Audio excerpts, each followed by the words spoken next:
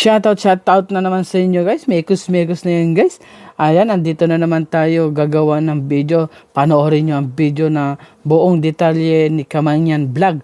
Nabitin ba kayo sa panonood? Ito, panoorin natin ang buong detalye ni Kamangyan Vlog sa kanyang viral video na nakita ang kanyang alam nyo na guys, hindi ko na kailangan banggitin. Kaya samahan nyo ako manood guys. Kaya let's go! Guys, mapapakinggan natin ang So, from Mindoro, buong detalye kay Kamangyan Vlog. doon ka talaga sa Mindoro? Opo, sa Mindoro. Lahat ng content mo? Sa Mindoro po.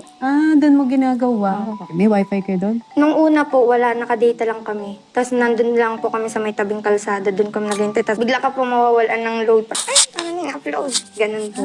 Kasi po yung lugar po namin hindi siya abot ng wifi. Tapos nagkameron naman na sa buti naman. May wifi na sa inyo? Opo, nagkameron naman ng wifi. Ay di, doon po nakakapag-upload na. So para mag-upload ka ng content, Mapunta pa po kami doon sa malayo, sa may signal. Kasi wala Malayo talaga doon ka- sa amin. Kahit malayo data guys ang yung bagal, wala. nananawagan Signal tayo. sa kanila guys, malayo. Bekene, men. Malayo Lagyan sa naman kanila. ng wifi para tuloy-tuloy ang pag-upload ng mga content ni Kamangyan. Pero ang tawag sa'yo talaga, sa bahay. Sa amin po. Ay, Akala ko Kamangyan din tawag sa'yo ng nanay mo. Kamangyan, halika Baka na naman dito. daw guys. Hindi, ang tawag sa'yo ng nanay mo. ganda. Ang ganda. Ay, yun po yung pinalayo sa akin. Oh, Nakakasura. hindi mo ganda. Hindi po, sabi ng mga kapitbahay namin na mga kaidaran ko ng bata ko, sabi dun sa nanay niya, Loko-loko "Bakit to ganda si yung Gonzaga." tawag dyan, hindi naman siya maganda. Palabiro. Hindi mo. Pasensya, opo. Parang grabe. si nanay, syempre, tulog ko. Ang galit na galit. So, tawag sa'yo sa bahay, ganda. Opo. Ano baga nga yung tawag sa akin? Parang nining lang. So yun po. Pero yung palayo ko po, yun po. Anong Ate, tawag sa'yo ganda ng po. mga kaibigan mo?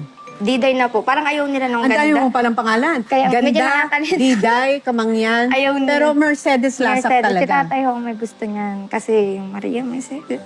Hindi nga. Opo, Dahil kay Maria Mercedes? Opo, parang giliw na giliw siya panonood. No, naabangan niya talaga. Tapos sabi niya, once na magkaroon ako ng anak na babae, ang pangalan pa, Maria Mercedes Concepcion Elasak ang ipapangalan ko. Buti nakalimutan. Maria ko. Mercedes ang pangalan niya guys. So yun po.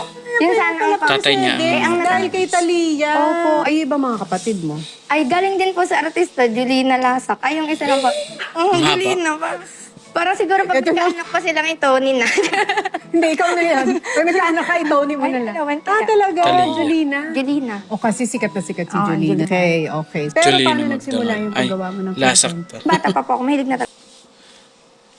talaga akong magkuting-ting-kuting-ting, mag-cellphone.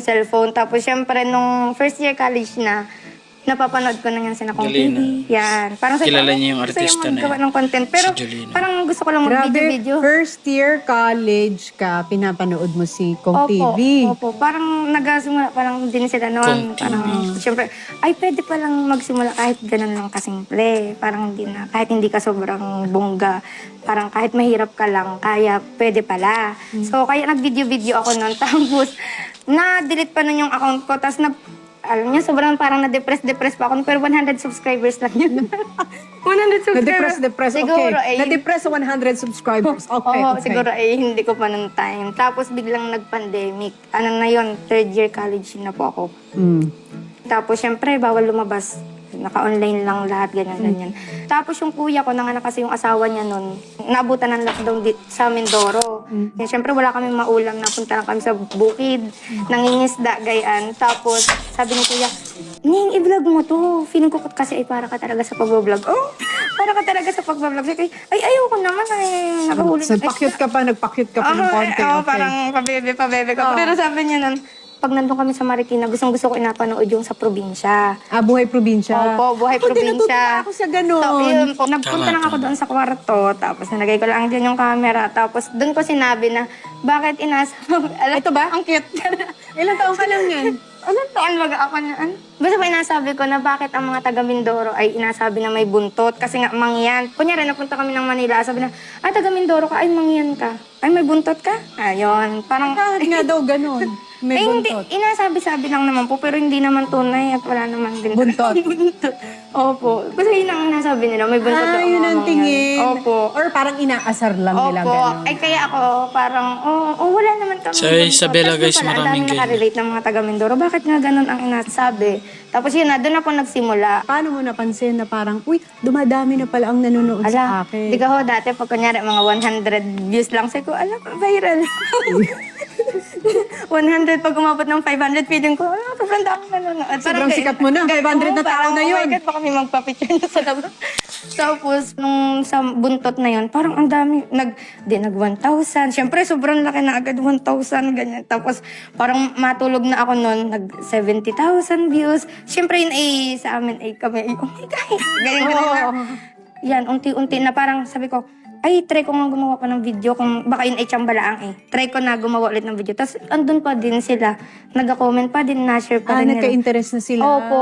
Tapos yun na, parang mga comment doon ay may bago na akong asubaybayan. Alam mo? Artista. So, yun po. Gusto mo ba mag-artista ng bata? Ala, gusto kong mag-PBB. Hindi nga. Gusto mo pala mag-PBB kasi gusto mo mag-artista. Opo, Sino gusto ba mga ko. iniidolo mong artista noon? Ang naabutan ko po kasi noon, sina Ma'am Melay. Napanood ko, sabi ko, 2010. tiga jolly-jolly, ganyan-ganyan. Sabi ko, Uy, si Jason, taga Mindoro. Ayun po, taga Mindoro po siya. Hindi sobrang sikat ni Jason pag umuwi Ay, sa Mindoro. opo, parang pag nanimig pa siya, andyan si Ma'am Melay. Saan? Punta kayo? Saan? Hindi nga namin nakikita. Ayun po. Talaga. Oo, alam ko si Jason taga Mindoro. So, yung pala, gusto mo rin pala mag-artista.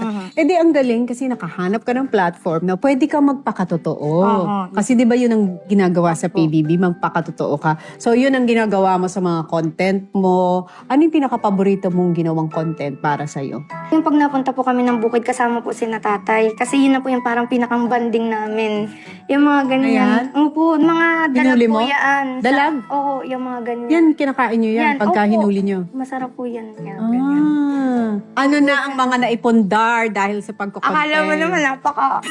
Pero ang laking achievement yun ha, para sa isang 24-year-old. Opo, kasi before ay parang, sabi ko pa nga ni, pag ako unang nagsahod, gusto ko mapupunta kay nanay, kay natatay. Tapos, nung una, akala mo naman sobrang, syempre, maliit-liit pa nun. Ang una kong ginawa ay pinaayos namin yun sa may likod. Kasi yung likod ho namin ay parang lupa-lupa siya. So, pag nag-aulan, nagaputik. Sabi na, gusto ni nanay na mapasemento. So, yun dun Yun yung una mo. napunta. Tapos, So pag nakikita mo yung semento, yun talaga naisip mo, ito yung una mong sweldo. salamat siya dyan.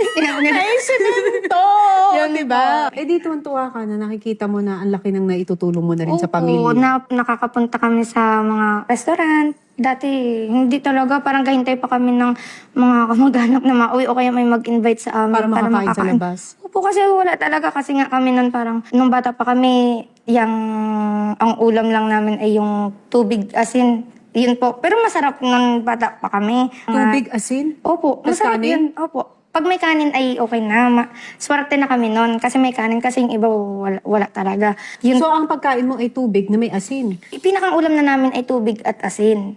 Para siyang lugaw na. Pero masarap. Masarap siya. Tapos yung toyo asin, mantika sa kanin. Ang sobrang sarap kaya. Opo.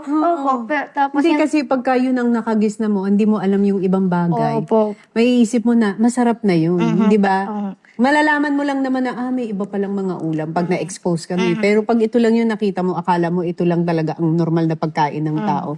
So, yun dati ang buhay ninyo. Tapos ngayon, talaga nga naman. Pero ano yung pinakamasayang moment para sa'yo? Para sa pamilya mo na nagawa mo? Yung kay tatay po na parang hindi na niya kailangang mangutang pag yan sa bukid. Kasi nagabukid po si tatay. Parang dati nun, kunyari, di gagaanihan ako.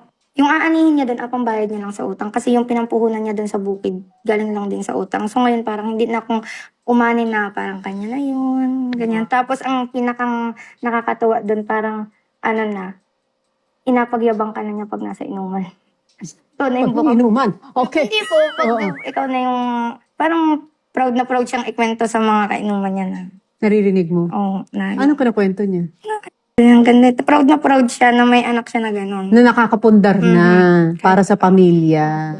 Yun ang pinaka-rewarding na pakiramdam na mapasaya mo yung pamilya mo. Kasi kung para sa sarili mo lang, minsan okay, masaya ka. Pero pag nakita mo ang masaya yung pamilya mo, dahil dun sa ginawa mo, mas iba yung feeling, di ba? Pero syempre, dahil naging public ka na, public figure, hindi maaalis yung mga controversy pag nagiging public figure, di ba? Oh. Ikwento mo nga, kasi never mong inaddress yan. Never po. Kasi ang daming mga nagsasabi, naka-live daw, na nakalimutan daw i-off, tapos yung iba inasadya daw. Ganun po yung mga inasabi para dumami ang views. At yan na, nagtatapos guys ang kwento ni Kamanyan Vlog. Napakinggan natin ng maayos. Kaya salamat.